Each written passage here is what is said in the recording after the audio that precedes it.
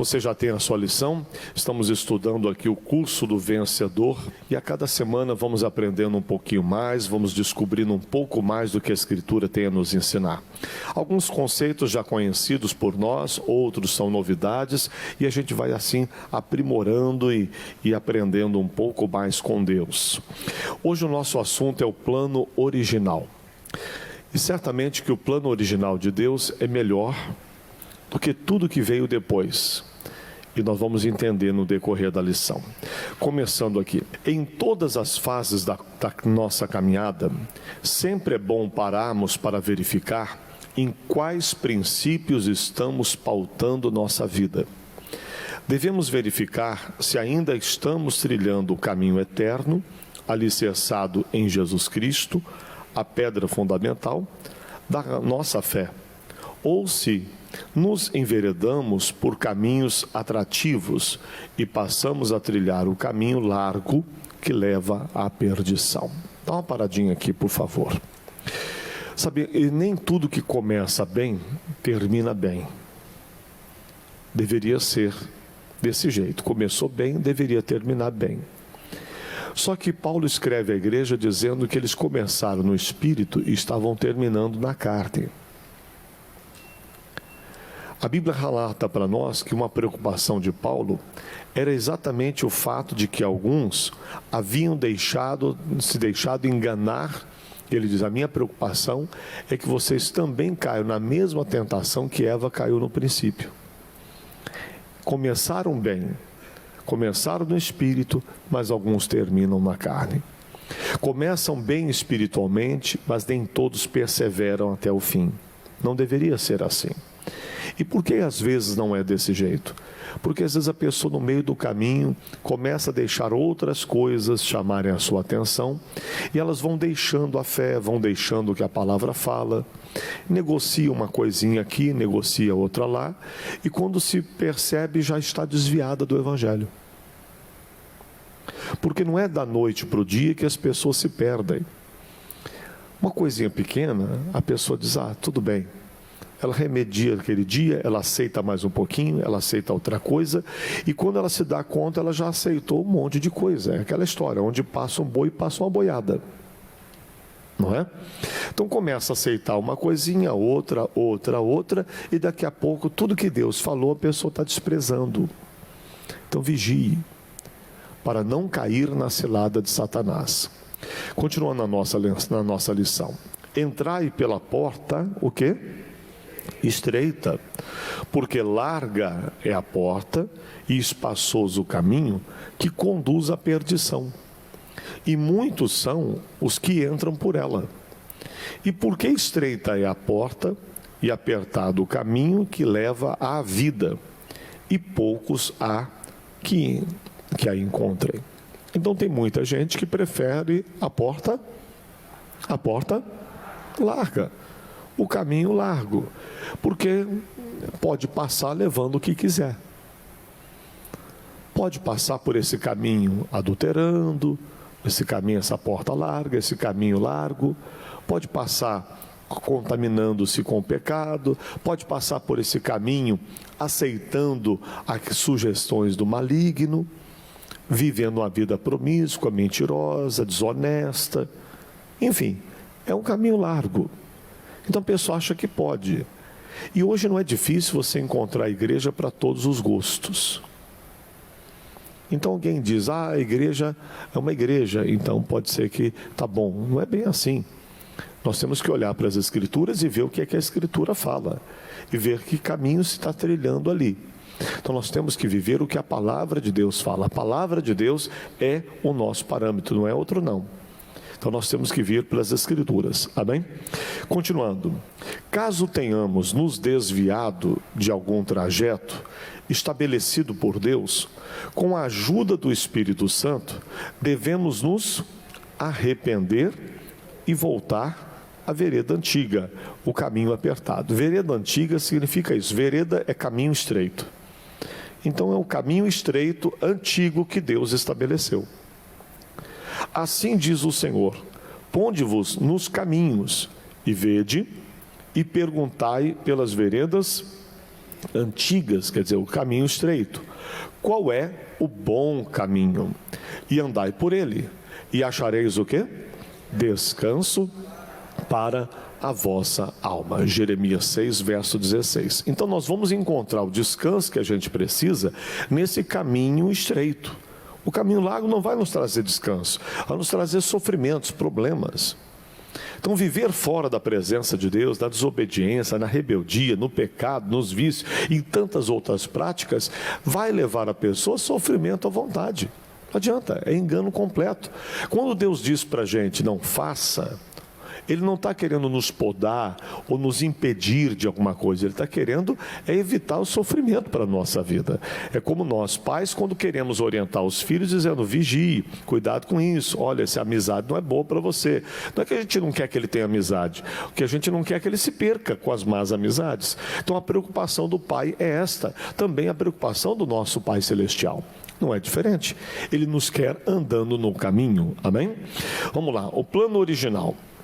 Para conhecer esses princípios eternos que regem nossas vidas até hoje, vamos estudar o capítulo 1 e 2 de Gênesis. O capítulo 1 revela a criação divina, de modo que tudo o que Deus fez é muito bom. Vamos entender uma coisa, tudo é muito bom do jeito que Deus fez. O problema é que as pessoas querem continuar do jeito das coisas que Deus estabeleceu. Não, as pessoas acham que não. Deus diz que o que Ele uniu, o homem não separe. Como é que estão os cartórios hoje? Cheio de gente com pedido de divórcio, não é assim? É o jeito que Deus quer? Não.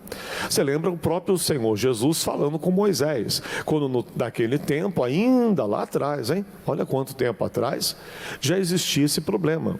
E chegaram para Moisés, chegaram para Jesus dizendo, mas Moisés deu carta de divórcio. E Jesus disse assim, pela dureza dos vossos corações. Mas não era assim a princípio. Mateus 19 fala isso, mas no princípio não era desse jeito. Não foi assim no princípio, como Deus estabeleceu. Mas o homem deu um jeitinho para achar que tinha uma solução que seria o divórcio. Ele diz isso por causa da dureza do vosso coração. Hoje em dia as pessoas querem arrumar outro jeito. Elas não querem nem casar. Elas inventaram uma tal de união estável, né? Não é assim? Que alguns acabam achando que isso é casamento, quando isso não é casamento. E querem simplesmente adaptar isso. Foi uma forma que no meio jurídico se achou para tentar conservar os direitos de pessoas do mesmo sexo, esse negócio. E começou a ser adotado por casais aí, homem e mulher, dizendo que não dava para casar, às vezes por causa de uma pensão, não sei mais pelo quê, né? E disse que não queria casar, mas que podia fazer uma união estável. Então foi uma maneira que alguns inventaram por aí. São os jeitinhos que a humanidade anda dando. Mas era assim no princípio? Não, não era desse jeito. A Bíblia diz, deixará pai e mãe e se unirá a sua ajudadora, e os dois serão uma só carne. Foi assim que Deus estabeleceu. Hoje em dia não. A pessoa não está deixando o pai e mãe. Ela vai, dorme com fulano, dorme com fulana, depois volta para casa, fica com os pais, depois dorme com outra pessoa, depois com outro, e depois com outro, e assim vive, infelizmente, uma vida promíscua, pecaminosa. Então o que o mundo anda fazendo não é o que Deus estabeleceu. E isso não é bom. Bom é aquilo que Deus estabeleceu. Como Deus criou, como Deus estabeleceu que deveria ser, é que era bom. O que o homem tem feito é muito ruim e tem gerado sofrimentos para as pessoas que vivem, que acabam passando na mão de tantas pessoas e vivem aí com marcas terríveis dentro das suas almas, tristes, machucadas, feridas. Outras vezes desses relacionamentos sem compromisso surgem filhos também que sofrem porque não têm o carinho do pai e da mãe juntos, são os dois separados. Alguns nem veem mais o pai porque nem sabem quem é o pai. porque a mãe, enfim, arrumou um caso aí, e arrumou uma barriga, e daqui a pouco está lá sozinho, não tem compromisso, e assim as coisas vão ficando muito complicadas nessa sociedade, onde filhos estão aí abandonados, outros em orfanatos, enfim, só tem trazido desgraça o pecado. O pecado não traz outra coisa, o salário dele é a morte, e isso precisa ser, de fato, ser levado em consideração e saber o que é que vai acontecer no futuro. Quem faz escolhas erradas vai colher resultados ruins e vai se pagar um preço caro, e é o que a gente vê em diversas histórias, infelizmente. E o pior é que ainda tem gente que parece que não vê isso e ainda continua caindo nos mesmos erros que tantos outros caíram também. Vamos abrir os nossos olhos, amém, pessoal? Então, tudo como Deus fez é muito bom.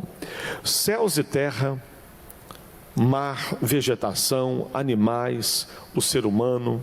Adão foi o primeiro homem criado, com uma capacidade intelectual formidável. No jardim do Éden, todos os dias, Adão mantinha comunhão com Deus na viração do dia. Gênesis 3:8. Ali ele manifestava a sua adoração ao Criador. Ali ele tinha comunhão com Deus. Adão também tinha hábitos de vida e alimentação saudáveis.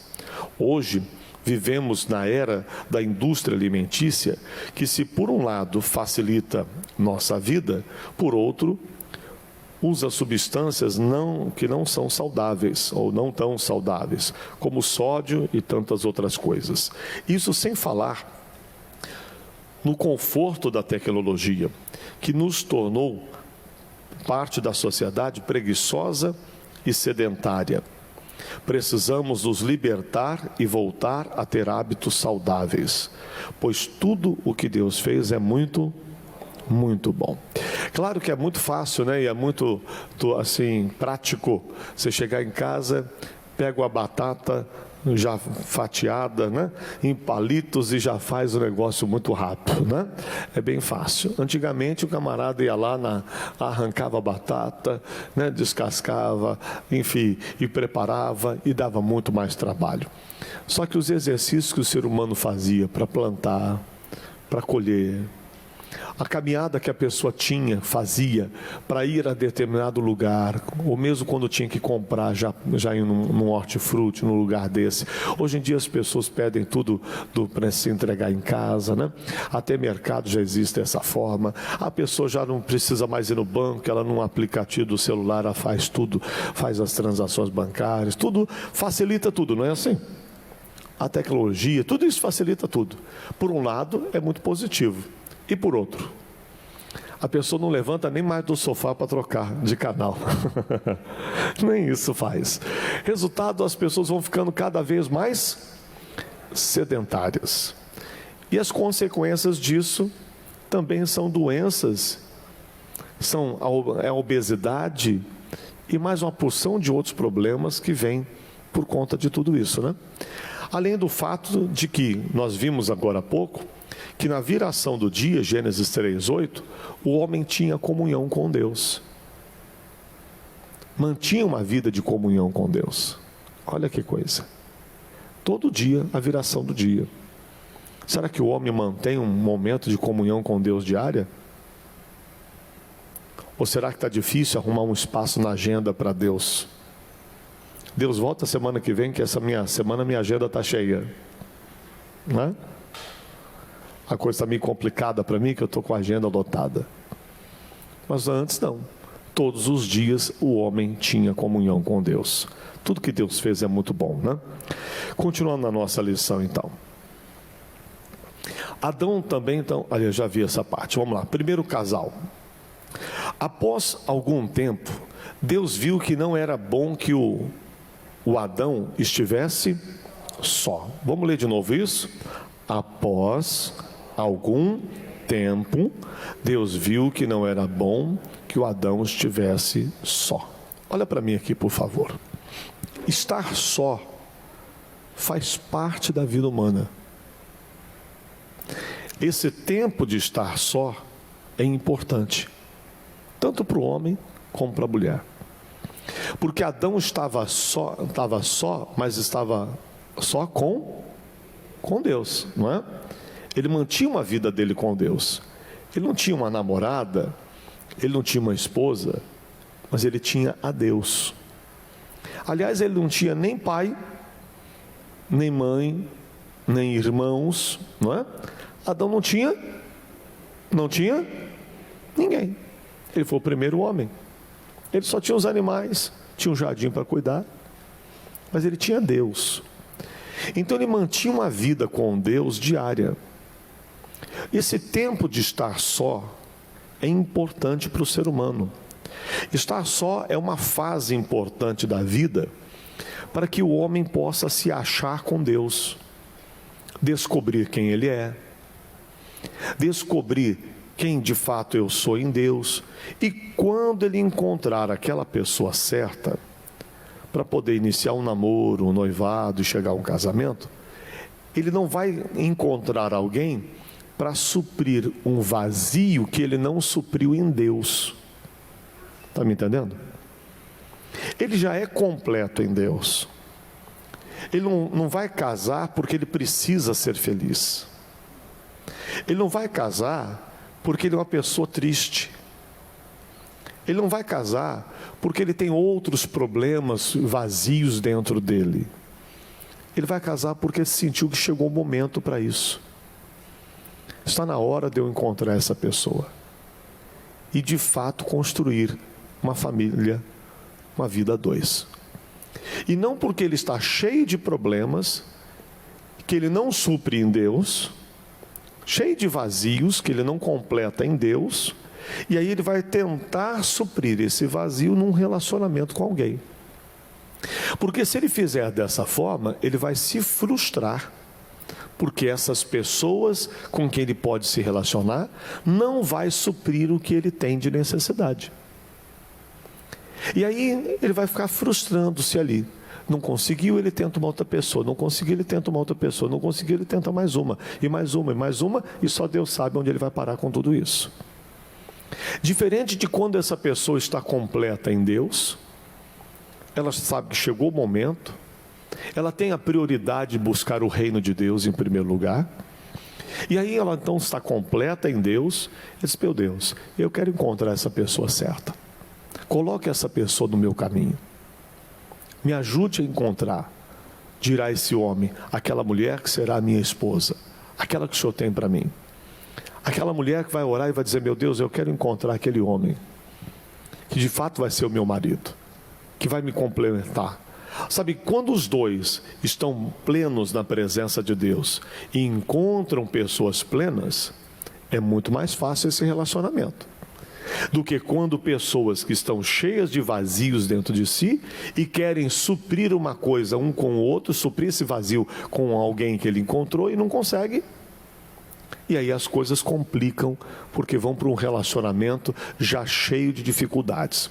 Então, após algum tempo, só que tem algum tempo, também tem um tempo certo. Se passar do tempo, também não é bom. Tem gente que está esperando demais para encontrar essa pessoa. Tem gente que está escolhendo demais, não é? Há quem diga, por aí as mulheres: ah, pastor, mas é difícil encontrar um homem certo, encontrar um marido para mim é muito difícil, então tem um monte de mulher solteira. Mas dizem por aí as boas línguas, ou más línguas, não sei, diz que o homem é tudo igual. Então por que tanta dificuldade para achar se já é tudo igual? Não é assim? Mas infelizmente, às vezes as pessoas procuram demais. Às vezes também querem encontrar uma perfeição que não existe. Então é hora de falar com Deus, sabe? Deus sabe encontrar para você a pessoa certa. Quando Adão teve a necessidade, o Adão ficou procurando por aí? Ou foi Deus quem trouxe? Deus viu a necessidade dele. Deus é quem viu a necessidade dele. A Bíblia não diz que foi o Adão que viu que tinha necessidade de uma pessoa. Deus é quem viu.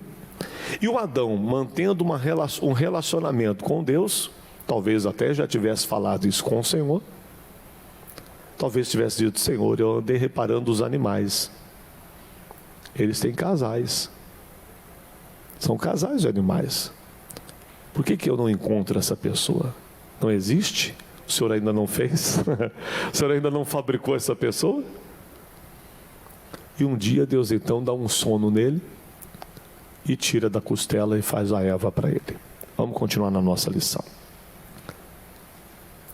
Por esse motivo, Deus criou Eva, a ajudadora do homem, formando o primeiro casal, Gênesis 2, 18 ao 25.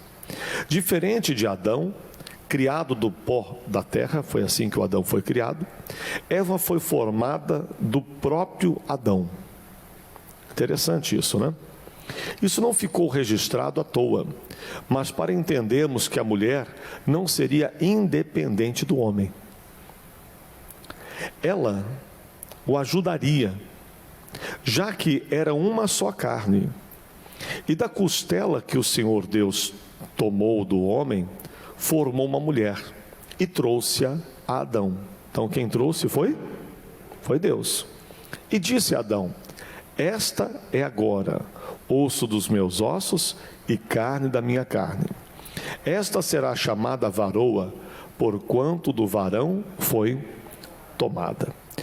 Outro detalhe importante: Deus não tirou um osso do pé de Adão para formá-la, senão o homem poderia, em algum momento, querer pisá-la, machucá-la, humilhá-la. Então o homem, quando faz isso, também está errado, né? Porque ele deveria cuidar dela, alimentá-la, cuidar da sua esposa e não pisar nela. O Criador também não formou Eva de um osso da cabeça, olha aí, mulherada, para que ela não quisesse competir com o marido, querendo mandar nele ou sentindo-se superior a ele por causa de suas habilidades. A mulher foi feita de uma das costelas de Adão, para estar ao lado a lado com ele, ajudando em todo o tempo. Bem diferente do que muitos casais estão vivendo nos dias de hoje, né? É tempo de voltar ao padrão estabelecido por Deus, para que o casamento seja o quê? Para que o casamento seja muito bom.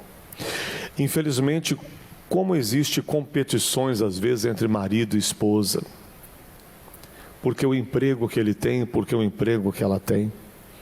As competições existem, às vezes os maus tratos, a ofensa, troca de farpas, desentendimento constante, um querendo dizer que manda mais que o outro, não é? Há enfim, às vezes uma competição dentro de casa, uma rivalidade. É complicado isso, porque agindo dessa maneira, vai se criar um ambiente pesado, um ambiente ruim e um casamento problemático. Não foi isso que Deus estabeleceu. Não foi assim que Deus planejou. O homem tem se enveredado por caminhos errados. É hora de voltar às veredas antigas. É hora de voltar para os princípios que Deus estabeleceu. Vamos lá, o poder de decisão. Adão e Eva experimentaram 100% dessa perfeição de unidade no espírito, alma e corpo. Esse é o padrão de Deus para todo casal. E Deus os abençoou, e Deus lhes disse: frutificai, multiplicai-vos e enchei a terra. Sujeitai-a e dominai sobre os peixes do mar, sobre as aves dos céus e sobre todo animal que se move sobre a terra. Gênesis 1, 28. Para que o relacionamento deles permanecesse inabalável, tanto com Deus quanto entre si, era necessário que Adão e Eva obedecessem a uma única ordem: de toda árvore do jardim comerás livremente, mas não da árvore da ciência do bem e do mal. Dela não comerás, porque no dia em que dela comeres, certamente morrerás. O ser humano foi criado à imagem e à semelhança de Deus, com o poder de escolha, ou seja, o livre-arbítrio, aquela capacidade de tomar decisão. Mas esse atributo também nos traz responsabilidades. Se estivermos ligados a Deus, conseguiremos obter a direção divina, o que com certeza nos trará a bênção do Criador. Amém? A gente vê que, infelizmente, o homem tomando decisões, o poder dele decidir, quando ele faz isso por escolha, motivado pelas suas vontades humanas, pela sua carne, pelos seus desejos, pelos seus impulsos, normalmente o ser humano faz escolhas erradas. Quando Jesus disse, sem mim nada podeis fazer, ele espera que, por mais que tenhamos o livre-arbítrio, que possamos ter a humildade de buscá-lo, de pedir a ele a direção e de esperar que ele fale conosco para nos dar essa direção certa. Ele não vai fazer da gente um robozinho, agora para a direita, para a esquerda, sem deixar que tomemos decisões na nossa vida. Deus permitiu que fizéssemos as nossas escolhas. Quando Ló estava junto com Abraão e prosperava debaixo da bênção que estava sobre Abraão, Ló fez a sua escolha e fez errada. Estendeu o seu olhar para as campinas do Jordão e achou que lá era o melhor lugar para se estar. E foi para onde não devia. Fez uma escolha errada. Sansão, quando estava lá junto dos seus e poderia escolher uma das mulheres lá do seu povo para construir uma família, não. Ele se interessou pelas mulheres filisteias. Ele achou que elas lá talvez fossem mais bonitas, mais interessantes, e ele acabou indo atrás de se unir a uma mulher que fazia parte dos inimigos. E resultado disso foi pesado. Acabou parando nos braços lá de Dalila, que acabou por fim levando ele à cegueira, a perder suas vistas, a ser humilhado, e tudo aquilo que Deus tinha para a vida dele, ele foi jogando fora. Na misericórdia, quando ele se arrepende, Deus devolve a força a ele, mas para ele morrer no final da sua vida. Então a história, às vezes, as escolhas que os seres humanos fazem, muitas vezes são erradas. Na grande maioria das vezes, né? Porque não consultam a Deus, porque não pedem a direção a Deus. Quando Deus disse que queria comandar a nação de Israel, ele seria o Senhor, o rei de Israel. Mas Israel olhava para as outras nações, e as outras nações tinham um rei. E eles então começaram a ter a ambição de ter um rei como as outras nações tinham. E fizeram uma escolha. Escolheram quem? A Saul, que foi também uma grande decepção para o povo de Deus naquele tempo. Foi também uma escolha errada. E aí vai tantas outras escolhas que os seres humanos fazem na vida e que trazem resultados ruins para as suas vidas. Aí o homem faz a escolha e vai dizer, meu Deus, por quê? Por quê? Por que você não me consultou? Por que você não olhou para a minha palavra? Por que você não viu o que eu te falei? Já atendi casos de pessoas com problemas conjugais sérios e que a pessoa diz, pastor, olha, a situação é essa. Mas você nunca percebeu nada? Ah, pastor, na época do namoro, ele me traiu, mas eu perdoei. E aí você continuou. Ele já mostrou o que ele tinha, já mostrou que a inclinação dele era para esse lado. Infelizmente você persistiu. E agora está lhe traindo desse jeito. Às vezes as pessoas percebem algumas coisas, mas não tomam atitudes, deixam rolar, deixam acontecer. E às vezes pagam um preço que poderiam ter evitado. Infelizmente, muitas escolhas que fazemos são exatamente a causa dos problemas que enfrentamos. Porque não soubemos fazer as escolhas certas, quando deveríamos estar sensíveis a Deus, buscando dele uma direção para não fazer a escolha errada. Continuando na lição, só um detalhe, é que uma vez casado, meu irmão, não tem mais escolha errada, tá? Agora está tudo certo, porque você agora é casado, tem a sua esposa, você tem o seu marido, então essa pessoa é a pessoa certa para você agora. O que você tem que fazer? Lutar pela salvação dessa pessoa, pela libertação e pela transformação desse cônjuge, né? Não adianta dizer, eu fiz uma escolha errada, agora então eu vou partir para outra. Peraí, aí você vai cometer um segundo erro. O que uniu Deus não separe o homem. Voltando para a nossa lição. Então o primeiro casal levou à risca a ordem divina de não comer do fruto proibido. Porém, em um momento de fraqueza, Eva foi tentada a seguir o que seus olhos cobiçaram e o seu intelecto desejou. Ao desprezar a orientação de Deus, a mulher decidiu desobedecer a seu Criador. E vendo a mulher que aquela árvore era boa para se comer e agradável aos olhos, e árvore desejável para dar entendimento, tomou do seu fruto e comeu, e deu também a seu marido, e ele comeu com ela. Então foram abertos os olhos de ambos, e conheceram que estavam nus, e coseram folhas de figueira, e fizeram para si aventais. Bom, só esses versículos aqui já dariam uma mensagem do dia, né? Mas resumindo aqui o assunto, você veja bem que o Adão, que a Eva, foi guiada pelo quê? Primeira coisa, vamos ler de novo.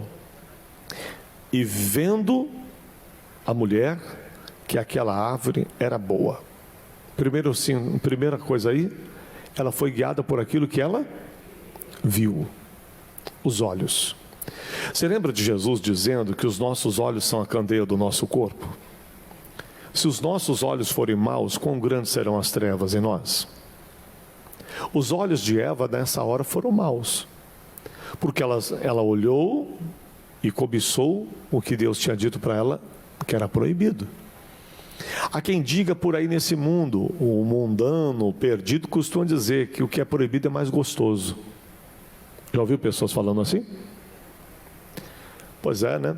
Pode ser gostoso no início, porque a Bíblia diz que o pecado ele é doce como mel no seu início, mas o final dele vai ser amargo como fel.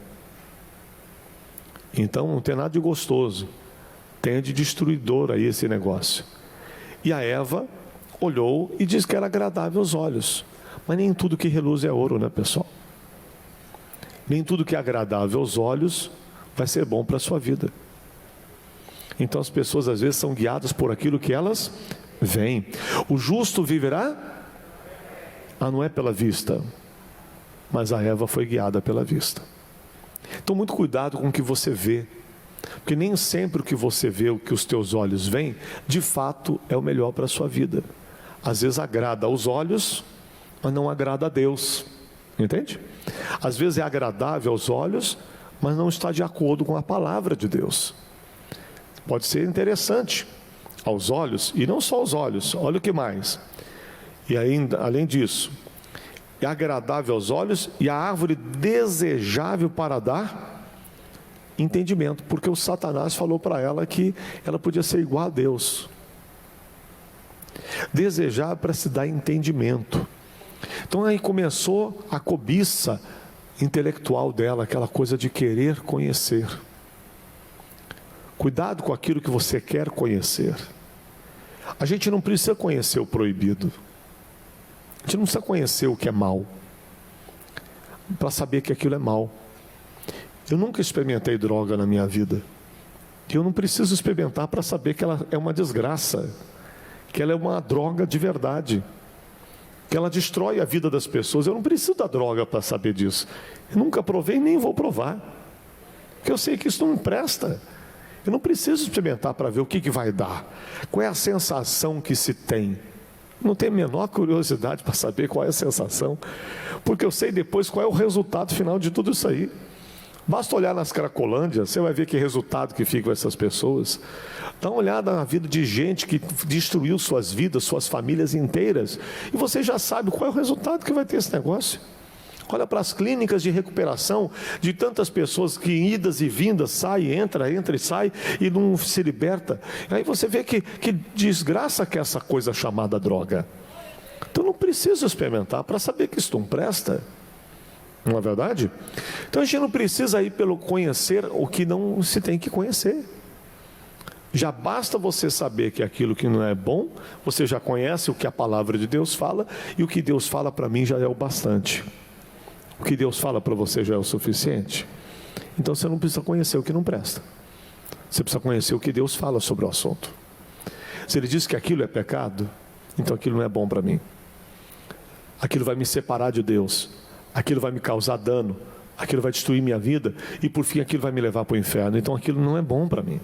Então não me interessa isso aí. No quanto é agradável aos olhos, o quanto é desejável ao entendimento. Mas ela não pensou assim. Tomou do fruto, comeu, e deu também ao seu marido. Aí, tá vendo? Olha aí, o Adão caiu por causa da Eva, né? A culpa é dela, né? Não é isso? Mas ele também não tinha livre-arbítrio? Tanto quanto ela? Tinha. Ela ofereceu. Mas não é porque ela ofereceu que ele tinha que aceitar. Não é verdade? Ela ofereceu, verdade, ela estava errada. Mas ele aceitou. Por que ele aceitou? Ele não tinha que aceitar. O Adão jogou a culpa na Eva, né? Ah, foi a mulher que tu me deste. É verdade, ele fez isso. Mas ele estava se esquivando de uma responsabilidade que era dele. Cada um responde por si próprio. Cada um responde por si. Não adianta você jogar a culpa, não, porque a culpa é da minha mulher, a culpa é do meu marido. Não, porque ele fez isso, porque ela fez aquilo. E você fez o quê? O que é que você fez também? Não, porque a culpa é do meu patrão. Não, porque a culpa é do meu empregado. O que você fez? Cada um tem a sua participação na história. Não tem essa de que um lado só está errado. Os dois lados têm complicações aí. Quando um casal está brigando, não adianta achar que um lado só é culpado. O outro também tem problemas. Ele precisa enxergar quais são. Ele precisa ver quais são os seus. É muito fácil você só julgar a culpa no outro, só dizer que o outro está errado. Mas no outro não. Dizem por aí que quando dois não querem, dois não brigam, né? Então tem problema dos dois lados, não é um lado só. E a gente tem que enxergar quais são os nossos erros. Às vezes a gente enxerga só o dos outros, a gente tem dificuldade de enxergar o nosso. O marido tinha livre-arbítrio também, mas ele pegou e comeu. E ele comeu com ela. Que bonitinho, né? Então morreram juntos, olha que coisa bonitinha. Os dois fizeram besteira e os dois caíram e os dois morreram. Os dois ficaram separados de Deus. Então foram abertos os olhos de ambos e conheceram que estavam nus e coseram folhas de figueira e fizeram para si aventais. Eles tentaram, de alguma forma, consertar o erro que fizeram e tentaram consertar com folhas, que não resolveu o problema. Logo após comer o fruto da árvore do conhecimento do bem e do mal, Eva o ofereceu a Adão, o qual também decidiu desobedecer a Deus. Decisão dele. Ele deu uma maldição também. O resultado foi a morte espiritual da humanidade. E a mulher disse, a mulher disse, né? Deus falou para a mulher: multiplicarei grandemente a tua dor e a sua conceição. Com dor terá filhos, e o seu desejo será para o teu marido, e ele te dominará. E o Adão disse, e ao Adão ele disse: porquanto deste ouvidos à voz da tua mulher, e comeste da árvore de que te ordenei, dizendo: não comerás dela, maldita é a terra por causa de ti. Com dor comerás dela todos os dias da tua vida. Que coisa brava, hein? Espinhos e cardos também te produzirá, e comerás a erva do campo, do suor do teu rosto comerás o teu pão, até que te tornes a terra, porque dela fostes tomado, porquanto és pó, e em pó te tornarás. Então Deus estabelece que agora o homem não seria um ser que viveria nessa terra para sempre, mas que ele voltaria agora ao pó da terra, que passou a existir a morte. Adão e Eva não puderam mais morar no jardim do Éden. Foram despejados, hein? Onde tinham tudo sem sacrifícios. Agora eles teriam de trabalhar duro para sobreviver, pois no ato da desobediência ao Criador, perderam certos privilégios. Dores e sofrimento passariam a existir, mas a maior perda era perder a comunhão com o Senhor. Como um vírus altamente contagiante, o pecado da rebelião e independência de Deus atingiu o que ele mais amava. O que atingiu? A sua família. O pecado atingiu a família. Você sabe que a Bíblia diz que aquele que se dá à cobiça perturbará a sua casa. Eva e Adão se deram à prática da cobiça e trouxeram perturbação para a sua casa, para a sua família. Após ter acesso ao bem e o mal, a primeira família da terra experimentou a mais terrível tragédia. Caim fez o quê? Mata Abel. Vamos ler lá o Gênesis 4, que mostra isso. Coisa triste demais, né? Um irmão matando o outro. E conheceu Adão e Eva, conheceu Adão a Eva, sua mulher, e ela concebeu. E teve a Caim e disse: alcancei do Senhor um varão. Então ela ficou feliz com o filho dela, nasceu Caim. 2. E teve mais a seu irmão Abel. E Abel foi pastor de ovelhas e Caim foi lavrador da terra. E aconteceu no cabo de dias que Caim trouxe do fruto da terra uma oferta ao Senhor.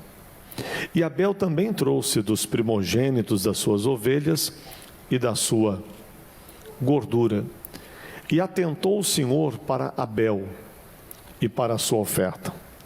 Mas para Caim e para a sua oferta, não atentou. Irou-se Caim fortemente e decaiu-lhe o seu semblante. E o Senhor disse a Caim: por que iraste? E por que decaiu o seu semblante? Se bem fizeres, não haverá aceitação para ti? E se não fizeres bem, o pecado jaz à porta, e para ti será o seu desejo, e sobre ele o quê? Dominarás. Bom, o que nós estamos vendo? Agora uma humanidade caída, uma humanidade corrompida. O coração de Caim e Abel já não eram mais como o coração de Adão e Eva antes do pecado. Eles agora já conheciam bem o mal. E o Caim age mal. Caim não age bem. Caim olha para a sua colheita e diz: por que eu vou dar para Deus a primícia da minha colheita? Por que eu vou dar o melhor para Deus? Ele foi e separou o que interessava para ele. Isso aqui eu dou para Deus. O Abel agiu diferente. O Abel vai e separa dos seus animais, ele prepara o melhor para Deus. Ambos vão e oferecem algo a Deus. E quando eles fazem as suas ofertas a Deus, Deus atenta para a oferta de Abel, porque Abel agiu bem. Mas ele não atenta para a oferta de Caim, porque Caim agiu mal. Qual era o problema? A oferta? Mais do que a oferta, o problema era o coração de ambos. A questão era o coração de ambos. Como estava o coração de Abel oferecendo e como estava o coração de Caim oferecendo algo a Deus? É o coração. Era aquilo que eles estavam de coração fazendo. Fazendo de coração bem, fazendo de coração mal. Então Deus recebe a oferta de Abel e rejeita a de Caim. E o Caim fica bravo, se achando certo, quando estava errado. Aí Deus fala para ele: por que você caiu o teu semblante? Porque você está com a cara fechada, Caim. Se você tivesse feito o certo, eu não teria aceito. Ou você fez o errado. O teu desejo será para ti. Quer dizer, o teu desejo vai ser contra você mesmo. Mas sobre o teu desejo você tem que dominar. Porque você agiu assim, o teu desejo será contra você. Deus sabia que surgiu dentro dele um desejo que não deveria surgir. Um ódio do irmão. Uma raiva do seu irmão. Mas ele fez errado e ficou com raiva do irmão. Olha que coisa. E ele, revoltado contra o irmão, com ódio do irmão, o que ele fez? Verso 8. E falou Caim com seu irmão Abel. E sucedeu que, estando eles no campo, se levantou Caim contra o seu irmão Abel e o matou. Preste atenção no início do versículo. E falou Caim com seu irmão Abel. Eles devem ter discutido. A conversa ali não deve ter sido boa. Deve ter batido boca. O Abel deve ter dito umas verdades para o Caim. O Caim não aceitou, não se arrependeu, não reconheceu o seu erro. Pelo contrário, partiu para cima do irmão e matou o próprio irmão. Olha que desgraça acontece na primeira família. Tudo porque Adão e Eva não respeitaram o que Deus havia estabelecido. E aí entrou a desgraça. E disse o Senhor a Caim, olha só, onde está Abel? Deus sabia que o Caim tinha matado Abel, mas ele pergunta como forma de dar ao Caim a oportunidade de dizer: Senhor, eu fiz tudo errado, eu pequei, eu fiz uma loucura. Onde está Abel, teu irmão? E olha a resposta dele. E disse: não sei, sou eu guardador do meu irmão? Olha o mal educado, com o coração cheio de ódio, contaminado pelo demônio. E disse Deus: que fizeste? A voz do sangue do teu irmão clama a mim desde a terra. Então o sangue dele está clamando. Você o matou. E agora maldito és tu desde a terra, que abriu a sua boca para receber da tua mão o sangue do teu irmão. Que coisa séria. Então você veja que o demônio entrou na vida do Caim, entrou na família de Adão e Eva, né? E trouxe essa desgraça terrível, que foi um irmão matando o outro. Voltando para a lição, porque senão a gente vai demorar muito aqui, voltando para o nosso assunto. Imagine a dor da Eva, a mãe tendo que sepultar o seu filho. Até aquele momento não existia sepultamento, ninguém tinha morrido, irmão. Primeira morte foi do seu filho, Abel. Que preço caro. O salário do pecado é a morte mesmo, pessoal. Imagine a dor de Eva, ao ver a destruição dos próprios filhos. Um morrendo e o outro sendo amaldiçoado. Mãe é mãe, né? Independente do filho ser aí um problemático como este Caim. Mas é mãe. Imagina a situação dela agora. Enterra um filho e o outro ela fica sofrendo porque vê que o filho fez besteira e está com a cabeça toda virada, fazendo tudo que não deve, indo por caminhos errados e sendo amaldiçoado pelo próprio Deus aí. O pecadinho, né? Entre aspas, o comer uma fruta, o conhecer uma fruta do conhecimento do bem e do mal, deve ter passado em sua mente como um filme. Sua desobediência a Deus, o marido comendo fruto proibido oferecido por ela mesma. Agora, o conhecimento do mal se alastrou pelo coração de Caim, seu filho. Que tristeza. Mas Eva não tinha sido criada para ajudar Adão? Como deixou sua principal missão?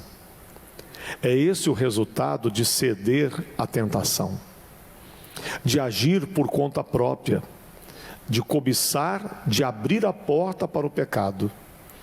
Desde esse ato inconsequente de Eva e Adão, a maldade do homem foi se agravando de tal maneira que a imaginação do ser humano se tornou continuamente má. E é o que a Bíblia Sagrada fala, inclusive. A situação chegou a um nível tão devastador que Deus se arrependeu de ter criado o homem. Após o dilúvio, o Senhor determinou que os dias do homem sobre a terra não passariam de 120 anos. Em Gênesis 6, a Bíblia fala disso. Mesmo com todos os erros, Deus não desistiu da sua criação. Veremos na próxima lição o grandioso plano de salvação executado por Cristo para nos trazer de volta ao estado original da criação. Até lá. Amém? Então estamos vendo que, infelizmente, o preço pago foi muito alto, né? Muito alto. E até hoje se paga esse preço. Apesar da obra que Cristo fez por nós no Calvário, existem muitas pessoas que não conhecem esse plano da salvação. E ainda se enveredam por caminhos de desobediência, de pecado, de erro, o que traz à humanidade consequências assim terríveis, né? Terríveis. Quando vemos hoje a humanidade aí entregue a tantas práticas pecaminosas, sofrimentos em todo o mundo. Temos muito a fazer.